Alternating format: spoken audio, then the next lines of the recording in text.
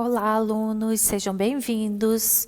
Hoje a gente vai começar uma nova sequência didática, onde a gente vai falar sobre a corrente existencialista, mais especificamente sobre Kierkegaard. Então, hoje a gente vai começar a falar de um episódio específico da teoria de Kierkegaard, onde vai falar sobre a ligação entre a angústia e a liberdade, né? Onde ele comenta que a angústia, o sentimento de angústia é justamente aquilo que se encaminha o homem para a liberdade, e ele vai explorar melhor essa teoria, esse ponto de vista, a partir do momento em que ele descreve aquele paradoxo da fé, falando sobre o sacrifício de Isaac por Abraão, por aquela passagem bíblica. Tá bem? Então, a gente vai precisar aí de várias questões de várias informações que vocês vão ter nas aulas de base comum, para a gente situar aqui direitinho esse ponto em específico na teoria kierkegaardiana. Quase que não sai. Então, Kierkegaard, ele está ali no século XIX. Queria frisar bastante isso com vocês, porque a gente vai ver que essa teoria aqui, principalmente nesse cenário do sacrifício de Isaac, é bem complexo, é um paradoxo, tá? É uma ideia que é muito difícil da gente atingir racionalmente, de acordo com Kierkegaard, tá? Ele já admite essa dificuldade. Então, o que a gente precisa lembrar é que esse autor, ele tem ali uma mente de século XIX e, sobretudo, ele é luterano. Então, as ideias religiosas, elas vão ser fundamentais para o pensamento que ele está instituindo. Não é à toa que ele vai ser conhecido aí como o cavaleiro da fé. Então, Kierkegaard, ele vai falar muito sobre essa questão do indivíduo, ele vai trazer muito esses cenários do existencialismo, da angústia, da liberdade, sobre essa temática do indivíduo. E ele vai se concentrar na experiência objetiva, destacando a importância da escolha pessoal e do compromisso dessas escolhas, tá? Então, quando a gente vai falar aí de liberdade, a gente vai falar de escolha, mas também de assumir os frutos e resultados dessas escolhas. É essa ênfase nas dimensões subjetivas da experiência vivida que pode ser vista como precursora do existencialismo. E aí, Kierkegaard, ele vai ter esses temas imaginários e religiosos. É importante a gente ressaltar isso aqui, porque conforme a gente vai vendo outros existencialistas, como Sartre, como Camus, como Nietzsche, a gente não vê essa teoria existencialista ligada à religião. Pelo contrário, muitos deles vão ser ateus. Mas Kierkegaard traz essa particularidade. E aí, uma das frases que são centrais aqui no pensamento de Kierkegaard é: a angústia é a possibilidade da liberdade. É o medo dessa possibilidade. A angústia é o puro sentimento do possível. Se houver coragem de ir mais além, se constatará que a então realidade será muito mais leve do que era a possibilidade. E o grande salto será o mais difícil. Será cair nas mãos de Deus. Será a coragem. Então, é a partir dessa inspiraçãozinha aqui que a gente vai conseguir falar sobre as principais obras de Kierkegaard, mas principalmente essa obra que eu trago aqui para vocês hoje, que se chama Temor e Tremor. Kierkegaard, em vários dos seus livros, ele vai escrever através de pseudônimos, e nesse caso do Temor e Tremor, ele vai escrever sob o nome de Johannes de Silêncio, tá? E a crítica dele vai se pautar justamente nessa ideia de que os cristãos convencionais ficam muito aquém do cristianismo autêntico. Eles tendem a nascer na religião e talvez aparecer na igreja uma vez por semana. E só. O cristianismo de um crente só é autêntico se esse dá um grande salto para um domínio de compromisso religioso irrestrito. Então, Kierkegaard, ele vai, por exemplo, criticar muito os filósofos medievais, São Tomás de Aquino, por tentarem provar em bases racionais aquilo que era da base da fé, né? O que Kierkegaard ele vai começar a falar é que a razão ela não atinge a fé. Eu não tenho como explicar a razão, não, ou melhor, eu não tenho como explicar a fé por bases racionais. Mesmo que eu tente trazer arcabouços lógicos, mesmo que eu tente formular das maneiras mais metódicas, a fé ela seria algo que está para o inexplicável. E para eu conseguir entender a fé, eu teria que justamente dar esse salto para a fé. Para atingir o conhecimento da fé, eu preciso como que me soltar no escuro. Tem uma frase de Kierkegaard que é muito interessante, ela é muito ilustrativa, aonde Kierkegaard, melhor assim, aonde ele fala que esse sentimento de angústia, ele também está nessa ideia de que quando você olha para o abismo, você se depara com nada. E é nessa hora que o abismo olha de volta. Então, esse salto para a fé, ele exige coragem. E ele exige justamente você conseguir se desamarrar das ideias racionais. Então, Kierkegaard, ele vai falar aí que existem 3 estágios da ação humana. O estágio estético, ligado ali aos prazeres, o estágio ético, ligado ao dever, e o estágio da fé. E, por vezes, quando a gente vai dar esse salto para a fé, a gente precisa entender que Deus suspende temporariamente a esfera da moralidade para testar a fé. E é justamente isso que a gente vai ver na obra Temor e Tremor, onde ele vai analisar essa história de Abraão, né? Essa história bíblica que fala sobre a escolha de Abraão. Então, dentro desse livro, a temática que a gente pode trabalhar, que a gente pode analisar, é que quando o ser humano ele está sozinho e diante de Deus, né, quando ele se vê só e diante daquela autoridade divina, não há nada a fazer exceto optar entre continuar unido à esfera ética do dever ou dar um salto e com isso pôr a fé numa autoridade mais alta que é constituída pelo homem, mas que não vai seguir ali as mesmas regras de compreensão racional que a esfera ética possui. E aí, ainda no livro Temor e Tremor, sempre olhando aí para a data, por favor, para a gente não correr o risco de cometer anacronismo, o episódio bíblico de Abraão, que se dispõe a matar o filho Isaque em obediência à ordem divina, serve de tema à reflexão de Kierkegaard sobre a natureza da fé, e é fundamentalmente como paradoxo que a fé se revela. Paradoxo capaz de fazer de um crime um ato santo e agradável a Deus. Paradoxo que envolve a Abraão o seu filho. Paradoxo que não pode reduzir-se a nenhum raciocínio, porque a fé começa precisamente onde acaba a razão.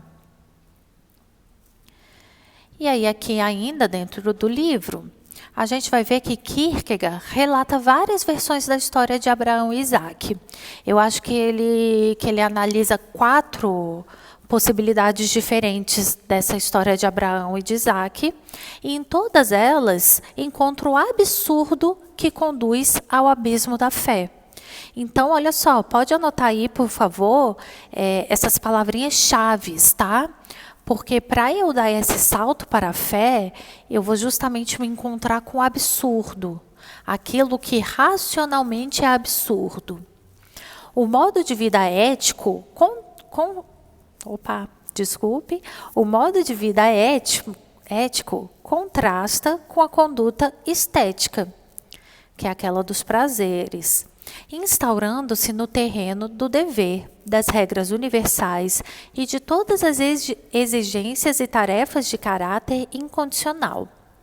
Segundo Kierkegaard, para aquele que se encontra no estágio ético, a coisa mais importante não é saber se ele é capaz de contar nos dedos todos os deveres, mas se sentiu alguma vez a intensidade do dever, de modo que sua consciência esteja plenamente garantida da eterna validez do seu ser.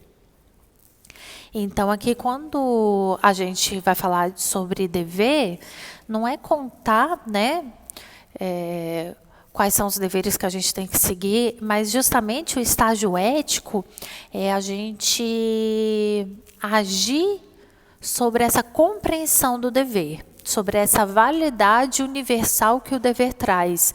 Então, eu sou ético não somente porque eu cumpro o dever, mas porque eu entendo a necessidade e a universalidade daquele dever. Só que o salto para a fé, ele ainda é mais do que isso, né?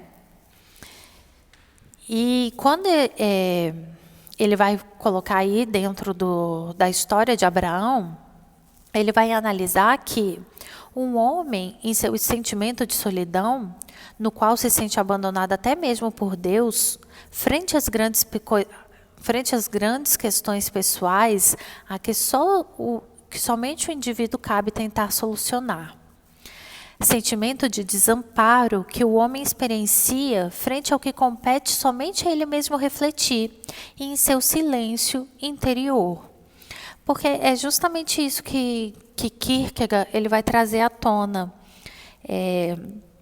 Como que eu posso dar um salto para a fé? Ou como é que eu posso continuar tendo fé quando eu me sinto abandonado por Deus? Quando dentro dessa esfera ética, né, na compreensão e na ação dos deveres, eu me sinto sozinho. Ou melhor, como que eu posso continuar tendo fé quando eu me deparo com a minha própria liberdade? Quando eu começo a compreender que as ações que eu vou seguir, elas dependem tão somente de mim. E muitas dessas ações, elas me trazem uma responsabilidade que me parece ser muito grande para carregar sozinho. E nesse momento que eu me pergunto, aonde está Deus? E como é que eu posso dar um salto para a fé se eu me sinto nesse desamparo? Né? Então, a angústia, ela vai estar justamente nesse sentimento de que as minhas ações, elas são livres e dependem tão somente de mim. E isso é posto nessa ideia do sacrifício de Isaac. Isso vai ser posto justamente nessa história onde Isaac ele pode se manter no estágio ético do dever, da compreensão do dever e sentir essa angústia, esse desamparo de Deus e não dar o salto para a fé, né? Cumprir ali o que é mais óbvio da esfera ética, de que é não cometer um assassinato, mas ele pode também, e que foi o que ele seguiu, dar esse salto no escuro, ter esse encontro com o absurdo. Então, eu coloquei aqui essa obra do Caravaggio, né, que mostra justamente o momento em que Abraão está ali quase que sacrificando o seu filho Isaac. Mas eu não sei se todos conhecem essa história, então é só para a gente rememorar aqui. Abraão já era de uma idade muito avançada, assim como a sua esposa, Sara, e eles não tinham filhos, mas eles tinham muito desejo de ter filhos, né, de ter uma outra geração. Deus, através de um aviso, promete a Abraão que Sara teria um filho e que por meio deste, Abraão seria pai de uma multidão, a tal ponto que poderia ser comparada às estrelas do céu, incontáveis em quantidade. Essa era a promessa de Deus para Abraão.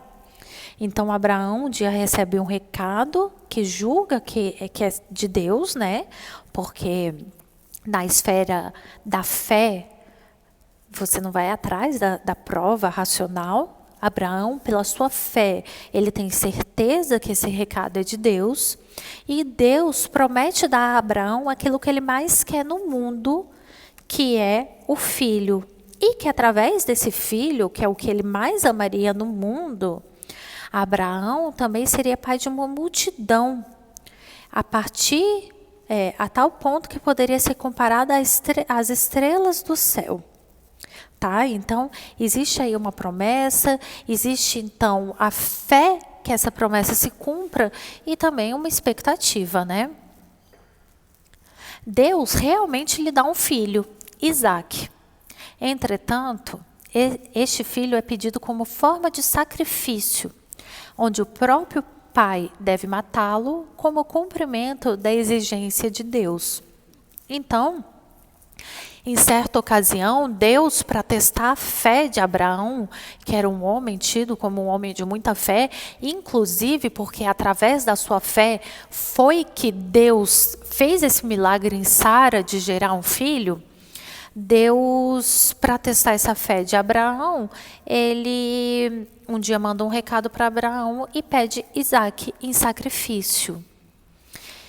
E é aqui onde a gente vê em Kierkegaard, em toda a sua teoria, a existência de um grande dilema em que o indivíduo é colocado entre a obediência de Deus e o agir moral de um pai para com seu filho.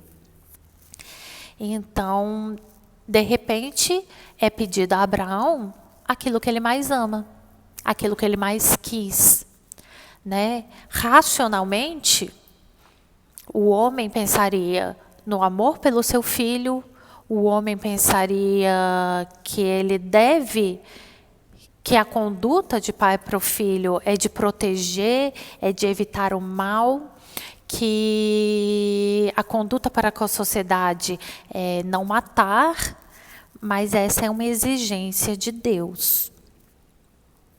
Então aqui, essa história bíblica, ela vai ser um exemplo de passagem do ético ao religioso.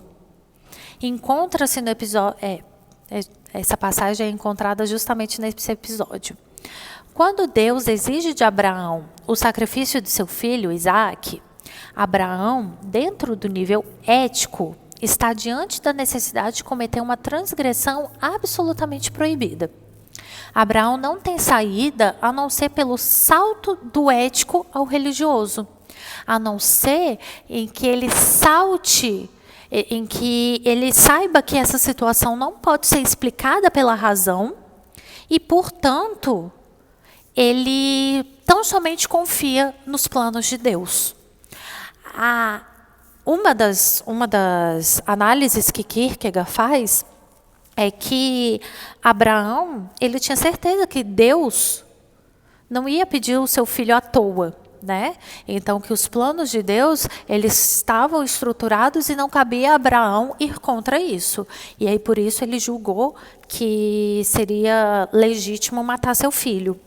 Um outro pensamento é que, mesmo que Deus colocasse a fé de Abraão à prova, este mesmo Deus poderia salvar Isaque, né? Então, um dos pensamentos que é analisado por Kierkegaard é que Abraão também pode ter pensado que se ele matasse seu filho, esse mesmo Deus que opera milagres poderia trazer seu filho à tona de volta. Então, o que Kierkegaard quer deixar à mostra aqui é justamente que, para eu compreender a esfera da fé, eu não consigo fazer isso através da razão. O salto para a fé é um salto de coragem, porque eu não tenho explicações, eu não tenho condições racionais de compreendê-lo. Em outros termos, Abraão deve saltar para a fé, aceitando o absurdo da exigência divina e concordando com uma suspensão do ético em favor do religioso. Em tais situações críticas, a escolha que o indivíduo sente-se obrigado a fazer independe de quaisquer critérios racionais, isto é, as regras gerais e universais não podem ajudá-lo. Apesar disso, segundo Kierkegaard, existem algumas experiências à margem do ético e do religioso que podem servir de indicação. Uma delas é o desespero, outra é a ansiedade. Então, Kierkegaard também vai trabalhar bastante esses dois conceitos de desespero e ansiedade para narrar esse encontro com o absurdo, né? Esse encontro enquanto você deve, não é que você deve, mas que lhe é posto a possibilidade de colocar de lado os deveres e a razão em nome da fé e do inexplicável e esses sentimentos que são gerados a partir sempre desse contexto da liberdade humana. O paradoxo se dá concernente à fé e à moral. Abraão, pai amável para com seu filho, deve entregar seu único e amado filho a Deus, em sacrifício como prova de fé. Por outro lado, esse mesmo Abraão se sente abandonado por Deus na esfera ética, já que aquilo que para ele era de maior valor é desvalorizado. Já não tem sentido alguma numa dimensão do vivenciar a fé em Deus por parte desse indivíduo. Embora Abraão cresce que era Deus quem fazia isso, era impossível compreender tal situação, pois, segundo Kierkegaard, Deus é amor, e esse amor é incomensurável com toda a realidade. Então, como que a gente consegue explicar, né, que se Deus é amor, ele vai propor justamente que um pai mate seu filho? Como que eu vou explicar que Deus vai exigir um sacrifício para que possa provar a fé? E racionalmente, não dá para compreender essa situação. Daí é que a ética dos homens não entende tal feito, pois se Deus é amor incomensurável com toda a realidade, não deveria submeter Abraão a tamanha brutalidade. A fé, ela então se resume aí justamente nesse paradoxo. Para eu agir na esfera da ética, na esfera da fé, eu preciso ter esse encontro com o absurdo. É preciso uma coragem puramente humana para renunciar a toda temporalidade a fim de obter a eternidade. Então, a ideia que Kierkegaard traz é que a fé, o estágio da fé, ele vai abarcar ali o absoluto, tá? Porque Deus, ele engloba tudo, né? Porque o divino, ele traz em si essa noção de totalidade. E a esfera, o estágio ético, ele é uma parte desse absoluto. A minha razão, ela não consegue compreender o total, porque ela é uma parte desse todo, mas ela não consegue vislumbrar esse todo. Ela não consegue alcançar o tamanho desse todo. Então, é preciso muita coragem para que você, enquanto homem, renuncie toda essa temporalidade, toda essa noção da parte do que você vive e do que você consegue compreender, para viver de acordo com o absoluto. E aí eu trouxe aqui alguns trechos do livro, tá? Nesse trecho aqui, onde vai ser exigido a prova de fé a Abraão,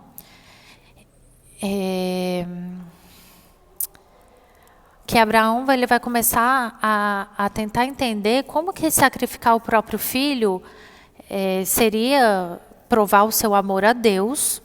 E já nesse acontecido é possível notar a profunda angústia, não somente de Abraão, mas também de Isaac, de tal modo que o Isaac mesmo chega a expressá-la no momento que o pai o agarra para efetivar o sacrifício. Então, esse trecho fala o seguinte: mas Isaac não podia compreendê-lo. Abraão subiu a montanha de Morija, Isaac não o compreendia. Foi então que, tendo-se afastado um pouco do filho, Isaac lhe tornou a ver o rosto, dessa vez alterado, o olhar feroz, as feições aterradoras.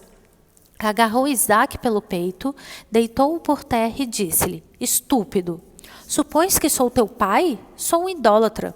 Crês que obedeço às ordens de Deus? Faço o que me apetece. Então Isaac, fremente e com grande angústia, gritou: Deus do céu, tende piedade de mim. Deus de Abraão, tende piedade de mim. Sê meu pai, porque já não tenho outro na terra. Mas Abraão ciciava: Deus do céu, dou-te graças. Vale mais que me julgue um monstro do que perca a fé em ti. Porque está vendo aqui, na esfera ética, no estágio ético, o julgamento sobre a ação de Abraão seria esse julgamento de monstruosidade, de animosidade. Mas na esfera da fé, no estágio da fé, esse seria o correto a fazer, cumprir os desígnios de Deus. Quando chega o tempo do desmame, a mãe enegrece o seio, porque manter o seu atrativo será prejudicial ao filho que o deve abandonar. Assim ele acredita que a mãe mudou, embora o coração dela continue firme e o olhar conserve a mesma ternura e amor. Então aqui ele está tentando justificar que Deus continua amando, né? Continua tendo ternura e amor, tanto por Abraão quanto para Isaac, ainda quando ele faz algo que parece, às nossas vistas racionais, ser errado. Então, o maior foco aqui desse item é o sentimento de desamparo, abandono, solidão que o homem experiencia. Num outro trecho, a gente vai ver que Abraão, em sua contínua esperança, porque ele acredita sem jamais duvidar, né? Menciona que ele não se abalou em momento nenhum diante da prova que Deus lhe exigia. E ele afirma o seguinte. Deixa eu consertar aqui. Aqui, ó.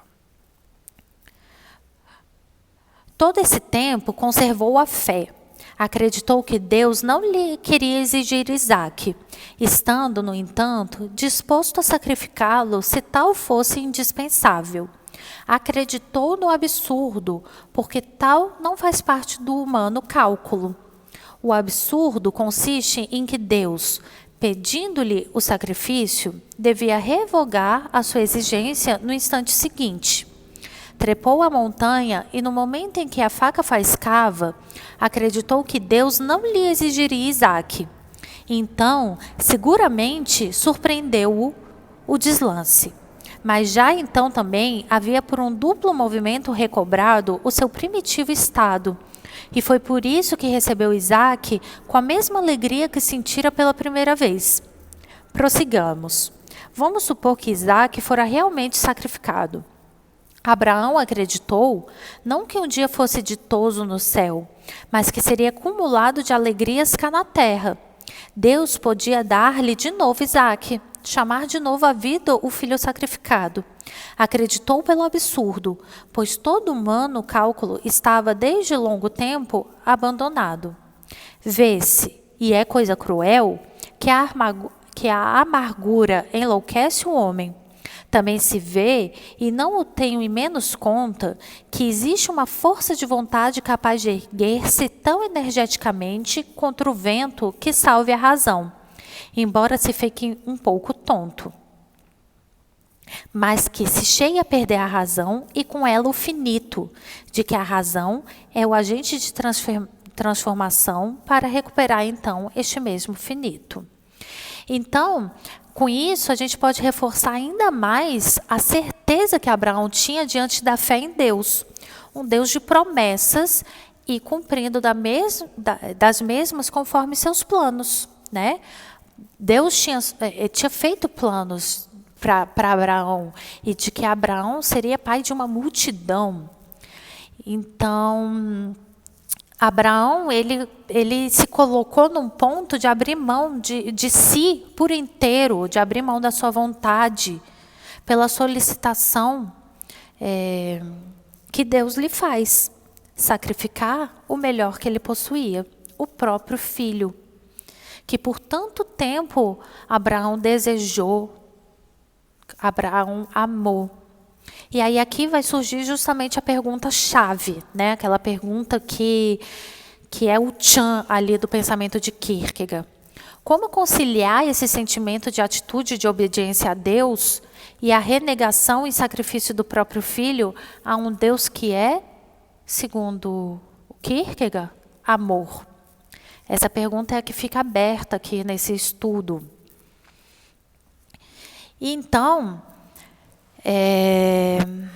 quando a gente vai falar aqui de Kierkegaard, a gente vai ver que Abraão ele vai ser arremessado numa situação que não se trata necessariamente de ter que decidir entre dois códigos de ética ou dois sistemas de valores, em duas condutas racionais. Ele está diante do que é incompreensível e infinito. E ele não possui outra coisa para tomar essa decisão a não ser a sua relação com Deus. Então, ele está incapacitado racionalmente para avaliar qual deveria ser aquela conduta naquele instante. Esse é o salto para a fé. Essa é a ação do cavaleiro da fé. Então, ele vai falar aqui: paga os favores do tempo, cada instante da sua vida, pelo preço mais elevado, porque a mínima coisa é sempre realizada em função do absurdo. Porque este homem efetuou e completou a todo momento o movimento do infinito. Converte em resignação infinita a profunda melancolia da vida. Conhece a felicidade do infinito, a experiência da dor, da total renúncia àquilo que mais ama no mundo.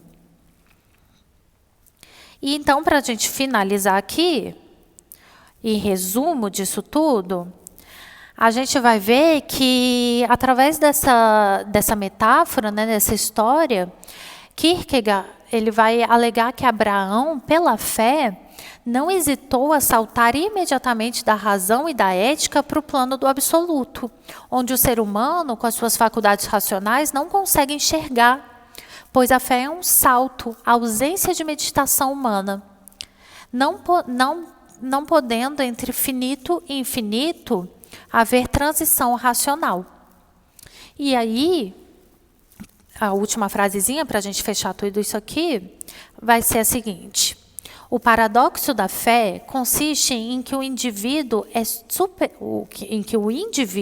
com I maiúsculo, é superior ao geral, de maneira que, para recordar uma distinção dogmática, hoje já raramente usada, o indivíduo determina sua relação com o geral tomando como referência o absoluto, e não a relação ao absoluto em referência ao geral. Pode ainda formular-se o paradoxo dizendo que há um dever absoluto para com Deus, porque nesse dever o indivíduo se refere como tal absolutamente ao absoluto. Nessas condições, quando se diz que é um dever amar Deus, exprime-se algo que difere do anteriormente dito.